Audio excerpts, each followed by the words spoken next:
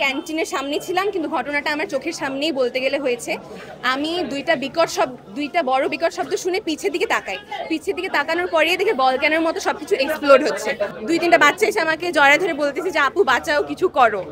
ওদের চেহারা দেখার মতো অবস্থা ছিল না, ওদের ড্রেস ছিঁড়ে গিয়েছিল, চুল, মাথা, হাত পা সব পুড়ে গিয়েছিল। পরে ওদেরকে নিয়ে আমি ভাবলাম যে আমাদের কলেজের যে মেডিকেল আছে সেখানে যাই। পরে সেখানে যাচ্ছিলাম, তখন আর্মির মানুষরা ছিল। তখন আমাকে আর্মি বলল যে অন্য হসপিটালে পাঠান। তখন আমরা বের হয়ে একটা যেই গাড়ি পেয়েছি ওখানে বললাম যে পরে ওদেরকে আগে হসপিটালে নিয়ে যান। পরে ওই গাড়িতে করে আমরা হসপিটালে আসলাম। হসপিটালে আসার পরে ওখানে উত্তর আধুনিকের মানুষরা বললো যে তেমন ভালো কোনো অবস্থা নাই, মানে চিকিৎসার কোনো ব্যবস্থা নেই। পরে আমরা ওদেরকে নিয়ে এখানে চলে আসলাম।